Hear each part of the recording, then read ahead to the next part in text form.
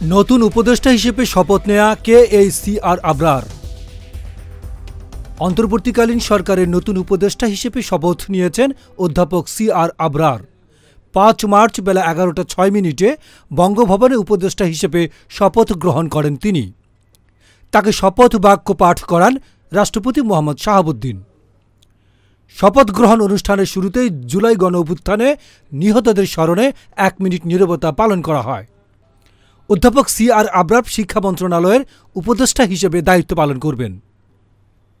শরণার্থী ও শ্রম অভিবাসন বিশেষজ্ঞ CR আবরারের জন্ম ১৯৫২ সালের ১৭ আগস্ট ফরিদপুরে। তিনি মির্জাপুর ক্যাডেট কলেজ থেকে মাধ্যমিক ও উচ্চ মাধ্যমিক পাশ করে ১৯৭২ সালে ঢাকা বিশ্ববিদ্যালয়ে ভর্তি হন। আন্তর্জাতিক সম্পর্ক বিভাগ থেকে স্নাতক ও স্নাতকোত্তর পাশ করেন তিনি। এরপর যুক্তরাজ্যের সাসেক্স বিশ্ববিদ্যালয় থেকে একই বিষয়ে MA এবং অস্ট্রেলিয়ার গ্রিফিথস বিশ্ববিদ্যালয় থেকে PhD ডিগ্রি লাভ করেন। ১৯৭৯ সাল থেকে টানা ৪ দশক ধরে ঢাকা বিশ্ববিদ্যালয়ে তিনি শিক্ষকতা করছেন।